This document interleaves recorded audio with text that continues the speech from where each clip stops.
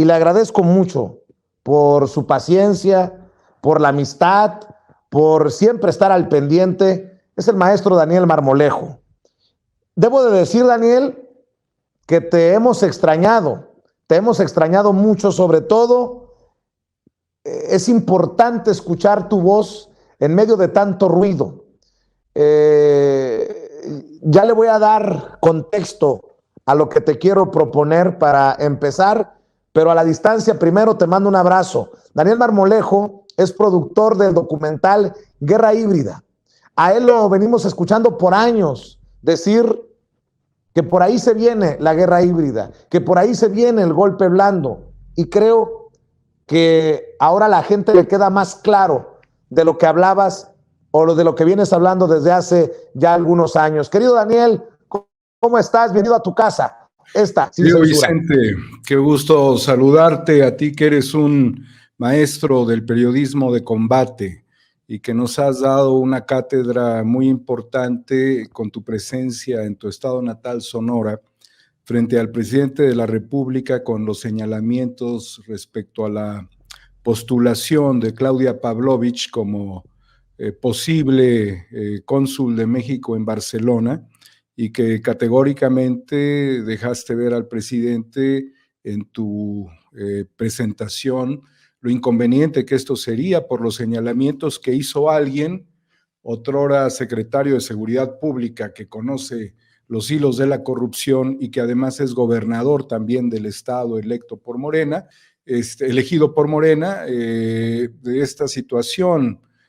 Fue un momento muy importante porque presionaste al presidente muy adecuadamente sobre esto que pues a todas luces es un obsequio vacacional para que la señora Pavlovich, quien le dio golpes al erario público, pudiera estar de compras en Barcelona. A tus órdenes, como siempre, querido Vicente, y felicitarte por ello.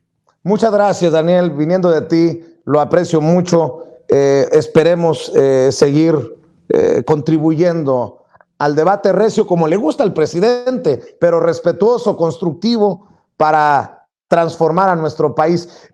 Daniel, déjame retomar algo que dijo el presidente, porque me acordé mucho de ti con las palabras del presidente hoy.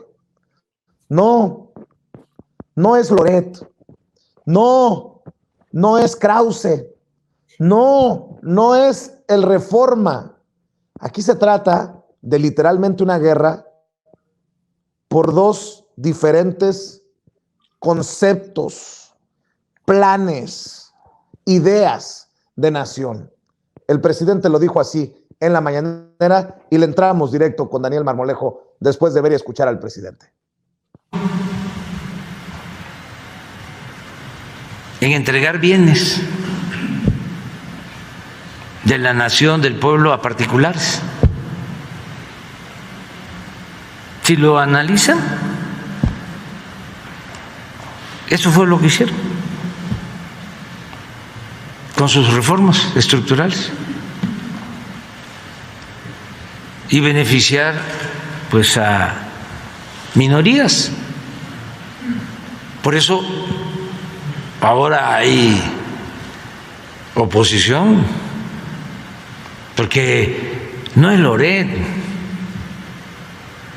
no es el Reforma,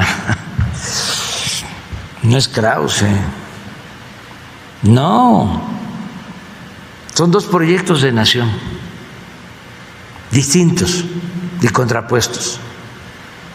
Eso es lo que está en el debate. Y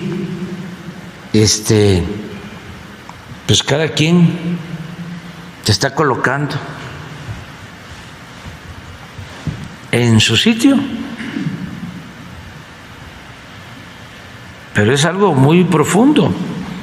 Por eso hablamos de transformación. No es más de lo mismo, no es el gatopardismo, es llevar a cabo un cambio profundo, radical, arrancar de raíz al régimen corrupto, de injusticias, de privilegios. Por eso, porque hay que arrancar de raíz, es que entiendo el ruido, la virulencia con la que le responden al presidente. Ahora que se han concatenado Daniel Marmolejo para cerrar filas con Carlos Loret de Mola, el rostro de muchos intereses que hay que destapar. La guerra híbrida, el golpe blando, ahora sí con nombre y apellido, con rostro, Daniel. Querido Vicente, es la guerra híbrida, como se está viviendo en otras regiones del mundo, como se está viviendo en Ucrania, en donde el mundo está pasando de la guerra híbrida al desplazamiento de tropas, pero quizás volvería tras el retroceso de las tropas rusas, particularmente en los límites con Ucrania, esta retirada, a nuevamente restablecerse la guerra híbrida en esa región, pero en México definitivamente lo es también. También hay guerra híbrida en Bielorrusia, ha habido guerra híbrida entre China y Taiwán, ha habido guerra híbrida en Argentina, bueno, en general en todo el continente, ha habido guerra híbrida entre Pakistán y la India.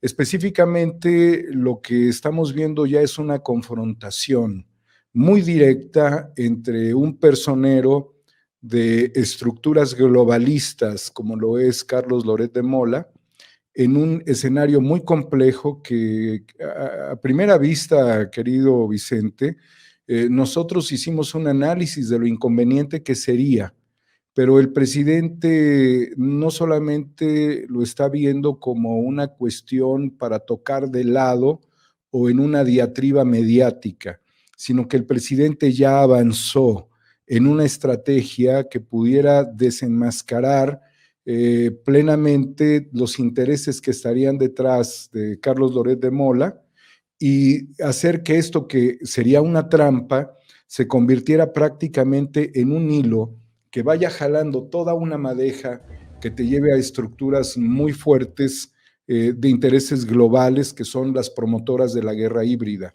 Dentro de esto hay muchos otros personajes que se pueden ir reflexionando. Y yo creo que después de esto que el presidente nos hizo reflexionar hoy en la mañana y vibrar en el análisis político nacional, en una contraofensiva, y lo hace literalmente porque fue ofendida a su familia sin argumentos reales, esta contraofensiva que tiene información muy especializada el presidente y que además le consulta al INAI, al Instituto Nacional de Acceso a la Información, para que no solamente como presidente, sino también como ciudadano pudiera exponer cuáles son los recursos que se manejan a través de este personaje y de su familia y de las estructuras que están detrás, que sabemos que hay políticos exgobernantes ahora y que ha habido fondos económicos muy significativos para la construcción del modelo de Latinos. Todavía hay más cosas de fondo. El presidente también señala de que este sujeto estaría obteniendo beneficios equivalentes al 10% de lo que alguien más, otro periodista, pudiese estar ganando, lo cual te define que muchos de estos personajes, si superan la cifra de Loret y nos fuésemos todavía a montos mayores, realmente no están recibiendo este trabajo por el periodismo, sino por otras complejidades de funcionar como nodos estratégicos en la operación de guerra híbrida. Estarían recibiendo más recursos con los cuales pudieran actuar. Pero este es un boomerang, querido Vicente. No solamente es lanzar el boomerang, vas a tumbar a Loret, vas a descubrir otras cosas, sino que el boomerang regresa y regresa a Palacio Nacional, lo cual, por la actitud mostrada del presidente en esto que tú nos acabas de presentar, pudiese también tocar a personajes dentro de la 4T que han participado de una traición desde Palacio Nacional al presidente. Es una situación muy conmovedora, muy radical, como dice el presidente, esto es de raíz, o sea, es a todas luces radical, como lo expresa en esa palabra, Y estaba allí presente el secretario de Relaciones Exteriores, otros funcionarios, y los que estaban chutándose la mañanera en su casa también se sacudieron, Vicente, porque el presidente ha sido traicionado desde Palacio Nacional. Y esta situación implicaría también que el presidente no estaría haciendo ninguna defensa ni de Loret ni de nadie, incluyendo otros personajes de su propio gabinete, con lo cual sacudiría radicalmente la Cuarta Transformación en algo que mucha gente esperaba desde el principio, que el presidente diera un manotazo y dijera, se acabó esta actitud ignominiosa mediática y se acabó esta actitud de infiltraciones dentro de la 4T, se acabó definitivamente la corrupción, pero lo cierto es que mientras el presidente decía esto, estaban operando a sus espaldas en situaciones mucho peores que Ponce.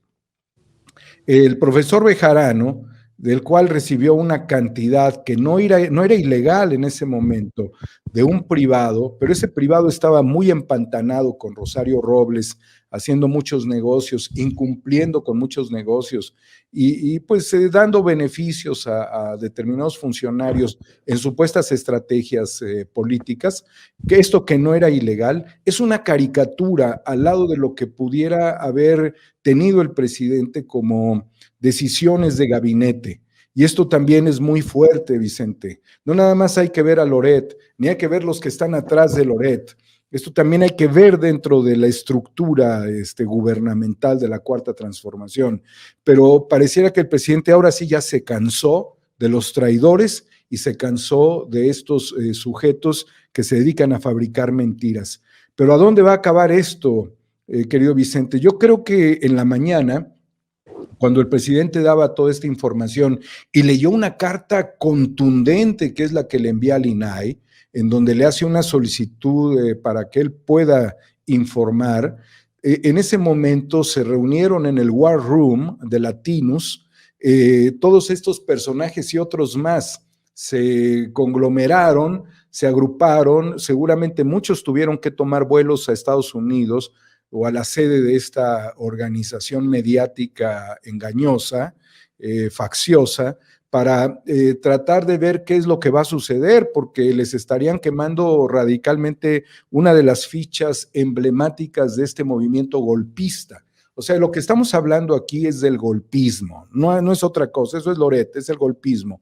En una supuesta condición de pues aglutinamiento de las oposiciones, pero no son oposiciones al presidente, son oposiciones al país realmente.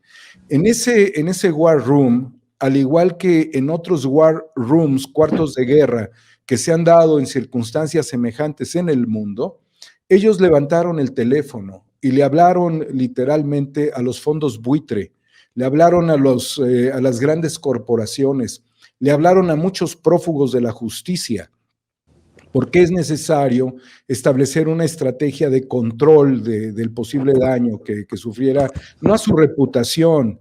Loret no tiene reputación, sino a su estrategia, querido Vicente, porque eso es lo que señala el presidente, es una estrategia más grande. Si el presidente hubiese tocado esto por las orillas, como regularmente se daba la diatriba, quizás era seguir entrampado, pero el presidente dijo, no, ya, esto ya se sobredimensionó, ya es un ataque, ya es una acción perjudicial, se las respondo en las mismas formas.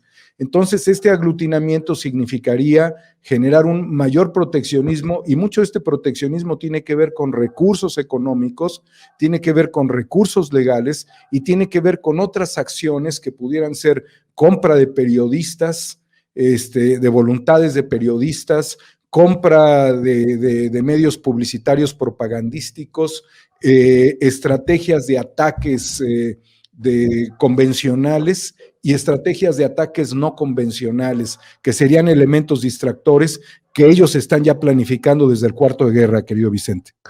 Ahora sí que espero que el presidente Andrés Manuel López Obrador tenga una circunstancia diferente y datos diferentes, elementos diferentes para pensar en la posibilidad incluso de llevar a México por el camino de Suiza, Daniel. En Suiza los ciudadanos salieron a votar para que el gobierno ya no le dé publicidad oficial a los medios de comunicación, porque eso solo beneficia a los magnates. Y creo que en este momento histórico el presidente tiene que ver que los duros golpes son magnificados o creados, generados desde esos medios de comunicación que siguen chupando de la ubre, de esos que siguen beneficiándose a lo mejor, no de los miles de millones, pero sí de los cientos de millones, con honrosas excepciones, Daniel. Sí, Vicente, desde luego, y lo señalaba Julian Assange hace algunos años, son los medios de comunicación quienes promueven la guerra. Y eso es evidente porque, por ejemplo, ahora en las tensiones, la provocación mediática está muy marcada, pero son los medios, son los fondos buitres, son las empresas energéticas globales, son las empresas tecnológicas globales, es el desacoplamiento tecnológico entre Estados Unidos y China, junto con el quiebre, por una parte, de la ruta de la seda y por otro, el tomar a Argentina dentro de la estrategia de la ruta de la seda. También tiene que ver con el intento de imponernos una agenda de fuerza de tareas en materia de litio, en materia de electricidad, que es la manera en la que John Kerry viene a rectificar la nota diplomática, la nota de su embajador, que no satisfizo a los intereses norteamericanos, porque por un lado ves el desplazamiento militar hacia Rusia, cuando viene un eje prácticamente a través de ductos que van a dar energía a toda Europa, gas, petróleo, gas, gasolina rusa a Europa, y sin eso Europa estaría fracasando. Por el otro lado ves que México trata de mantener un distanciamiento respecto a las imposiciones y el control de las grandes empresas en este sector. Pero cuando tú analizas esto como lo que nuestros maestros de esta tarde, Guadalupe Correa, Ángel Valderas Puga, establecen en sus reflexiones, tendríamos que ir más a fondo, querido Vicente, porque tú tienes al hijo de un personaje que endeudó a Pemex desde una forma terrible, siendo director de Pemex. Es importante analizar que Adrián Layú, hijo, ¿sí? Es secretario de Movilidad de la Ciudad de México, pero su padre, ¿sí? Fue el que generó una deuda, un negocio, si mal no recuerdo, de 115 mil millones de dólares, que significó facturar a favor de Schlumberger, a Pemex Exploración y Producción, en 12 años que fue consejero administrativo, la Yu padre, ¿no? Entonces, la 4T no se termina de sacudir todo esto.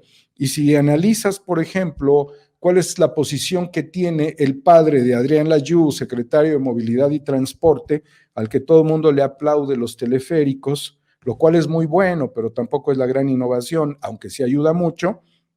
Desde luego, es presidente de la consultora Petrométrica desde 2006, que pertenece a los consejos de administración de Ternium, Trinity Industries, y es asesor de Morgan Stanley en Londres. Entonces, ahí está enquistado en el gobierno de la Ciudad de México el hijo de este personaje que logró hacer un endeudamiento mayúsculo a petróleos mexicanos. Las redes son muy fuertes, te llevan literalmente al exconsejero jurídico de la presidencia, que tenía el litigio de Billy Álvarez, cuyos representados están prófugos de la justicia, la mayoría de ellos, que tiene también la protección como testigo, colaborador, no sé si la alcanzó, pero no hemos sabido nada realmente de Emilio Cebadúa, que es tan culpable de esta dramática estafa maestra, porque era prácticamente el oficial mayor de Rosario Robles en Sedesol y en Sedatu. Y él está en su casa, no sé si viéndonos, ¿verdad? A lo mejor está viendo una película en una plataforma de streaming, pero transfirió 11 millones en Las Vegas a su familia para hacer apuestas, para hacer juegos. Y por el otro lado ves que pues, se detiene una orden de aprehensión o no se ve claro el tema de Riquín Canallín, ahora dicen Profugín, respecto a esta situación donde cambia de abogado en una estrategia y establece una diatriba desde el oráculo de YouTube contra la Cuarta Transformación. Entonces, los hilos todavía tienen mucha distancia que recorrer la 4T para poder jalar esto. Y te voy a decir por qué, Vicente. Te voy a decir por qué. Porque si estas cosas no se ajustan en la Cuarta Transformación, todos esos prófugos de la justicia en este momento, toda esta situación dramática que se le presenta a un periodista como Loret, que está contra la pared, toda la situación de que se caigan en el fango todos los que se dicen yo soy Loret, ¿sí? Terminará por generar una recuperación en una estrategia legal que pudiera tardar 5 o 7 años, en lo que llega un próximo gobierno, se distienden las cosas, tienes el caso de Elbester Gordillo, Duarte va a salir de la cárcel, Billy Álvarez va a salir de la exclusión, de la circunstancia de ser prófugo junto con un montón de sus secuaces, y se acabaron las fichas rojas de Interpol, Cabeza de Vaca va a seguir pues libre como el viento. Entonces ese es el problema estructural que se enfrenta a la guerra híbrida respecto a la inacción judicial y respecto al lawfare, porque aquí viene otra cuestión fundamental. Esto realmente es el drama estratégico. ¿Quiénes estaban al frente? Periodistas contra Cristina Fernández en Argentina. Jorge Lanata, un periodista así del estilo de Loret y del estilo de Joaquín López Dóriga, no digas más, es una mezcla de los dos, con ínfulas de super sabio. Este cabrón, que no se cansó de decirle yegua a Cristina Fernández y que le dijo que se iba a morir a la expresidenta de Argentina, te vas a morir, vas a quedar sola. Así eran sus consignas cuando Macri había llegado al poder. Estaba patrocinado por Paul Singer, administrador de fondos buitre desde Nueva York, y ellos también tenían el control del fiscal Nisman, quien había montado el lawfare contra Cristina Fernández de Kirchner, que después se suicidó porque no hay argumentos de que haya sido un homicidio, y se suicidó a pocas horas de ir a declarar la traición de Cristina por un tema que tenía que ver con la explosión de la Asociación Mutual Israelí en Argentina, que era un tema utilizado para encarcelar a Cristina Fernández. Entonces, a lo que yo voy, Vicente, en esta frenética intención de hacer reflexionar la importancia de este momento histórico para el país, es la recomposición de estas estructuras, en donde volveremos a ver a Loret después en Televisa, en 7, 8 años, si no se actúa, en donde Riquín Canallín volverá a contender en las elecciones, y donde quien va a actuar para un nuevo golpe a la democracia es Felipe Calderón. Bueno, pues ya que mencionas a Felipe Calderón, bueno, antes te digo, periodistas, fíjate nada más cómo son las cosas a lo que hemos llegado. Periodistas que cubren las actividades en la Cámara de Diputados, hace unos minutos apagaron sus cámaras y grabadoras al tiempo que dieron la espalda al orador de Morena, que es nuestro amigo Hamlet Almaguer, el diputado Hamlet Almaguer, en reclamo por las agresiones a los comunicadores en esta administración, y realizaron una manifestación con gritos, con mensajes, y yo digo, caray, ¿en serio? ¿En eso estamos? Y Felipe Calderón, solo para que quede claro, Felipe Calderón retuitea literal un meme que dice: desde la batalla del Álamo, que un gobierno de México no defendía tanto una propiedad en Texas. Y dice Felipe Calderón, muy cierto. Por esto que te estoy mencionando, Daniel, yo te pregunto,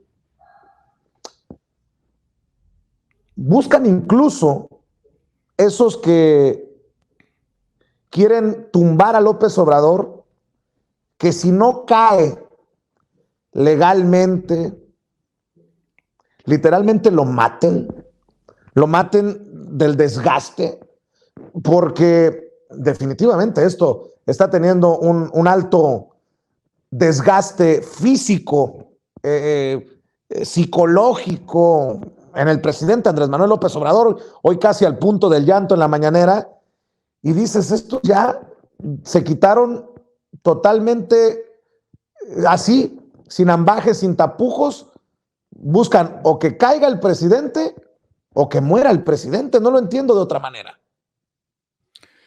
Vicente, ellos van a buscar por todas las vías el golpe. Lo van a hacer y lo están haciendo a través del desgaste. Es una guerra psicológica también, es una guerra mediática, y los medios están alineados en el mundo. Lo que hace el Universal lo ha hecho Clarín y los multimedios en Argentina. Lo que estamos viendo prácticamente es una agrupación estratégica, pero es que ha faltado mano dura, Vicente, y mientras no haya un cambio en la Fiscalía General de la República, las cosas van a seguir como las estamos viendo, porque ¿qué pasaría, por ejemplo, si en las investigaciones que se hicieran y no concluyeran sobre los temas de tráfico de influencias por parte de la Consejería Jurídica, termina como muchas cosas en este país, sin resolverse, ¿no? Si alguien que dentro del gobierno, a mí no me preocupa tanto siquiera, fíjate nada más, a pesar de las acciones negativas de los medios contra el presidente, no me preocupa tanto eso como la traición interna que desacredita muchas cosas, porque si alguien traicionó al presidente desde adentro, y si se siente señalado, va a actuar abierta y compulsivamente contra el presidente, porque es alguien que no alcanza a entender los efectos negativos de los actos cometidos contra la transformación de México. Y digámoslo claro, Vicente, hay un respeto a la imagen y a la figura de pues el padre del exconsejero Julio Scherer, ¿sí? Julio Scherer Ibarra. Julio Scherer, padre, no defendió el cooperativismo, fue a armar otras estrategias mediáticas, pero no defendió la cooperativa contra el ataque que Echeverría le hizo al diario Excelsior.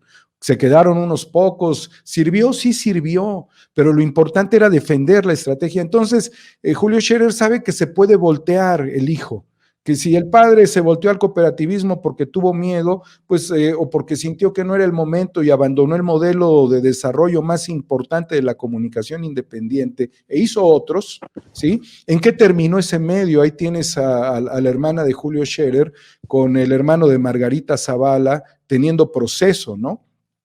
Y desde el punto de vista estratégico, lo más doloroso para mí no es lo de afuera, es lo de adentro. Por eso creo que la reflexión sobre el ataque al presidente y el desgaste al presidente le duele más al presidente la traición que la oposición, porque siempre ha luchado contra la oposición, solamente que hay un momento en el que también pues, puede haber una determinada fragilidad, un sentimiento, pero el presidente es mucho más fuerte que este nivel de ataques baratos, son ataques pírricos, nada más que son constantes, son alfileres en la almohada, ¿no? Joden. Y bueno, bajo esta circunstancia yo creo que el presidente debe dar otra sacudida al gabinete y lo que hoy expuso el presidente realmente fue sacudir al gabinete. Mira, Vicente, el presidente puede estar en una fragilidad y estos van a buscar matarlo emocionalmente, matar su corazón, matar la 4T, pero el problema es de que el gran avance que tiene el presidente van a secuestrar a la o al próximo candidato a la presidencia. Y yo quiero advertir desde ahorita que así como nosotros hemos sufrido daños en las redes sociales, y como ya se experimentó con Trump, a quien le guste o no le guste Trump, ya experimentaron las Big Tech el silenciar a un presidente, van a silenciar a Andrés Manuel López Obrador para el 2024. ¿Sí? Lo van a desacreditar. Muchos de los que están infiltrados van a actuar incluso hasta con desfachatez en el último tercio del gobierno y lo van a hacer para ver ridiculizada la figura más emblemática y poderosa de México. Apagando al presidente, las Big Tech, los grandes operadores financieros como BlackRock, los grandes consorcios farmacéuticos, las empresas petroleras, los medios de comunicación, le van a decir a la próxima o al próximo, quedas arrestado. Y la próxima o el próximo es decir, ¿y por qué? Si aquí el mandato popular es decir, quedas arrestado por todo el poder transnacional que ha operado y que les dio la oportunidad a ustedes de hacer un cambio. Por eso, el cambio desde adentro es muchísimo más importante y más valioso. La joya no se puede raptar a sí misma. La 4T no se puede desconfigurar desde adentro, pero tienes, insistiría yo nuevamente, un grave problema. La falta de operación judicial en México. Mira, Vicente, el expresidente Juan Orlando Hernández, que hace una semana dejó el poder y que viene todo esto como consecuencia de gobiernos que usurparon el poder después del golpe de Estado en Honduras, fue detenido por narcotráfico el día de hoy, ¿sí? El expresidente a horas, a semanas, a días de haber dejado el poder que toma Xiomara Castro, ¿sí? La esposa del expresidente depuesto Zelaya por un golpe de Estado. ¿Qué se jugó en las semanas recientes, en los días recientes más bien? ¿Qué se jugó? El control de la presidencia de la Cámara de Diputados en Honduras, querido Vicente. Estaban peleándose, desde luego, toda la gente de Juan Orlando Hernández para tener el control y poder tener un área de amortiguamiento que evitara llegar al encarcelamiento y a la posible y segura extradición de Juan Orlando Hernández, quien su hermano hace pocas horas fue condenado a cadena perpetua por narcotráfico, ¿sí? Y aquí tenemos a Calderón, a García Luna, tenemos a Luis Cárdenas Palomino, tenemos a Facundo Rosas, tenemos toda la estructura que está demostrado que traficaron con el narco, que traficaron con el cártel del Pacífico, que fueron más perversos que el cártel del Pacífico porque operaron con la estructura del Estado y porque no solamente corrompieron un gabinete, sino que corrompieron la esencia histórica de una nación, que estamos viviendo las consecuencias, los periodistas, de toda la ruptura de las grandes organizaciones criminales en grupúsculos. Tenías el asesinato de un periodista, eventualmente, ahora ya esto es una epidemia, Vicente. Esta es la herencia de Calderón. Por eso he tomado una decisión que quiero compartirte contigo y con todo el auditorio. He determinado dedicar mi vida a seguir a Calderón hasta su encarcelamiento, ¿sí? No voy a descansar hasta ver a Felipe Calderón tras las rejas, Vicente, amigos del auditorio, porque Felipe Calderón, en su tragedia neuronal, está dispuesto a replicar la tragedia nacional, y la tragedia nacional es el nuevo golpe a la democracia que ellos ya están fraguando. Por eso quiero invitarlos a que participe todo el mundo en el nuevo proyecto que estoy promoviendo, cuyo nombre es HDSPM, querido Vicente. Hijo de su puta. Hasta que caí en cuenta, mi querido Daniel Marmolejo. Oye, Daniel, agradeciéndote, te pido una reflexión para... Es que espaciamos muchas veces estas oportunidades. Antes de ir con Ramiro Padilla Tondo y el abogado César Gutiérrez Priego a la mesa de diálogo de todos los martes, una reflexión sobre el editorial del Washington Post, que quiere meter a Loret en el mismo costal de los periodistas honestos, vulnerados, amenazados en nuestro país. Y también, ¿por qué no decirlo? Una Carmen Aristegui que le sigue dando vuelo a estos estudios, investigaciones de Signalab que señalan a Epigmenio Ibarra, a tu servidor, a Jorge Armando Rocha, como líderes que conformamos redes para atacar a los críticos del presidente en redes sociales y defender a Andrés Manuel López Obrador, y no se dan cuenta que nos colocan en una situación vulnerable, porque obviamente es falso, no es verdad. Y bueno, pues eso sin contar las calumnias, las difamaciones de los grandes colegas en grandes medios de comunicación, para los que nos dedicamos a la labor independiente y alternativa, al menos en Sin Censura, yo no meto las manos al fuego por nadie, pero que al menos en Sin Censura es sin publicidad oficial, sin chayote, sin dinero de campañas políticas, sin dinero de partidos, sin dinero... Tú sabes a qué me refiero. ¿Por qué no cerramos con una reflexión sobre eso? Yo sé que es también importante para la gente escuchar esta reflexión tuya, porque incluye a uno de los últimos referentes, tal vez, del periodismo mexicano, como lo es o era Carmen Aristegui. Vicente, el momento actual es un momento de apertura democrática. Loret de Mola no está invitado a la mesa de ninguna transformación, sino a la mesa de la retrogradación del país, al igual que muchos otros comunicadores y periodistas, y tristemente figuras como Carmen Aristegui, de quien hicimos una reflexión hace un par de años en uno de tus programas que tuvo mucha audiencia, en donde yo reflexionaba si Aristegui, no sé si se equivocaba o si tenía un dictado de la CIA particularmente. ¿Por qué? Porque realmente todos los medios en Estados Unidos, incluyendo las Big Tech, están alineadas a la CIA. Y teniendo una personera de estos grupos, como lo es la señora Dresser, pues naturalmente están totalmente alineados a los intereses transnacionales. Aristegui no acabó en un portal en internet, no acabó en el Zócalo con la luz de una vela dando información, sino que siguió con CNN. ¿Sí? Se pueden entender por dónde llegaron las investigaciones importantes en ese momento, como la de la Casa Blanca, pero eran acciones obviamente significativas, que apoyamos todos, pero que también tenían un trasfondo de venganza por la dramática situación en la que ella se encontraba. Pero no terminó realmente en penurias, como la mayoría de los periodistas, ¿no? Y de los comunicadores e incluso de los informadores que retoman notas y hacen análisis. Aquí la situación es muy difícil para todos, menos para Loret.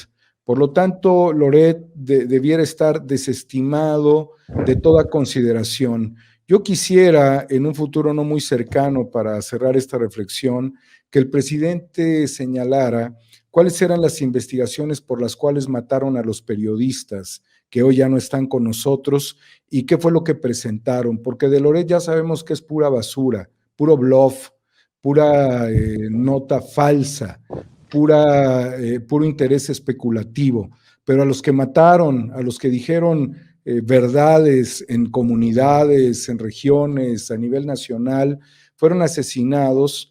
Y Loret no forma parte en absoluto de esta situación.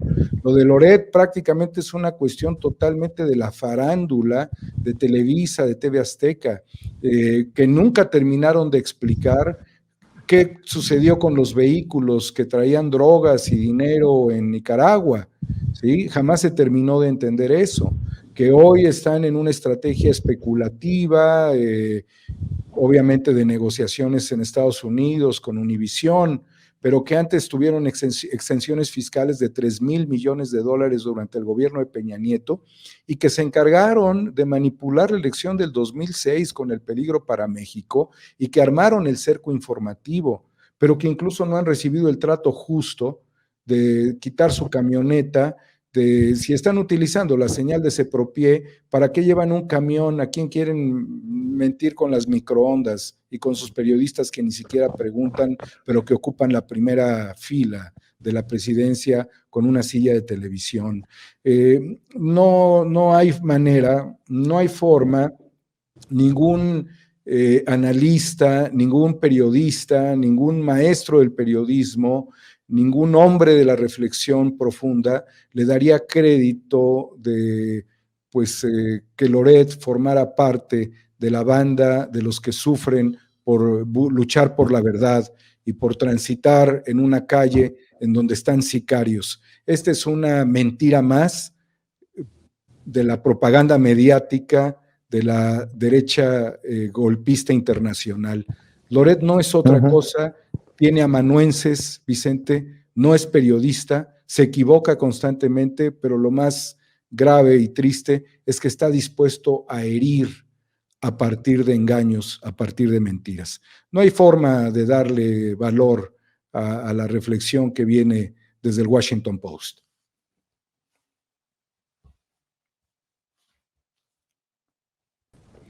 Querido Daniel, te ofrezco una disculpa, por alguna razón me sacó el sistema, pero ¿por qué no cerramos, Daniel, diciéndole a la gente en dónde encuentra información sobre tu nuevo proyecto HDSPM en relación a Felipe Calderón? Entendió el que entendió, y obviamente para que te sigan buscando en redes sociales, para que ahora sí se avienten en este contexto los capítulos de Guerra Híbrida en tu canal, querido Daniel. Vicente, muchísimas gracias. HDSPM es el nuevo proyecto que nos va a llevar un tiempo hacerlo, que parte de la indignación ciudadana. Con un peso muestra tu indignación, con lo que quieras, ¿no? Pero lo importante es estar unidos. Si la Fiscalía no ha hecho nada, nosotros tenemos que actuar, y Cuarta República es quien promueve esta iniciativa de HDSPM. No se le puede llamar de otra forma a un sinvergüenza que ocupó la presidencia a través de un fraude junto con todas las instituciones. No hay manera de referirnos a un sujeto que permitió la instalación de un cártel en Palacio Nacional. No hay otra forma de referirse a aquel sujeto que, sabiendo que Genaro García Luna era un criminal, que le diera todo el poder y el control de la inteligencia y operación policial del país. No hay forma de disculpar a Calderón de toda la tragedia humana y de los chorros de sangre que siguen escurriendo por el país como consecuencia de la tragedia de su mandato. No tenemos otra herramienta más que la indignación, querido Vicente, y HDSPM será la consigna con la que yo estoy dispuesto a jugarme la vida contra Felipe Calderón. Cuarta República, homo ex novo. Homo ex novo en Twitter, Cuarta República en YouTube, los espacios del querido Daniel Marmolejo. Te mando un abrazo, Daniel. Gracias por acompañarnos. Cuídate mucho, por favor. Vicente, nos debemos un mezcal hace 3 años, cabrón. Te quiero mucho, Vicente. Un mezcal así, como de 500 conejos, mi querido. 800, Vicente, 800. Ándale pues, va a ser muy pronto, te lo prometo. Igualmente, Daniel, nuestro respeto. Gracias. Daniel Marmolejo, el maestro Daniel Marmolejo, a quien admiramos y respetamos. Amigos, amigas, regresamos en breve, pero mientras seguimos hablando sin pelos en la lengua, sin censura, usted puede suscribirse a nuestros 3 principales canales en YouTube. Sin Censura Media, en donde tenemos más de 1,600,000 suscriptores, Sin Censura TV, en donde tenemos más de 1 millón de suscriptores, y en Sin Censura Presenta, en donde queremos llegar muy pronto a los 100,000 suscriptores. Si usted ya está inscrito en Sin Censura Media, suscríbase en Sin Censura TV. Si ya está suscrito en Sin Censura TV y Sin Censura Media, suscríbase a Sin Censura Presenta. Recuerde que es gratis, no tiene que sacar un solo centavo de su bolsillo para apoyarnos. Dele clic en la campanita para que los señores y señoras de YouTube envíen las notificaciones cuando estemos transmitiendo en vivo y en directo o estemos subiendo videos. También nos puede seguir en Twitter en @Vicente Serrano y hasta en Instagram. Ojo, también estamos en Instagram. Son nuestras redes sociales y con el apoyo de ustedes seguimos creciendo, porque con ustedes todo, sin ustedes nada.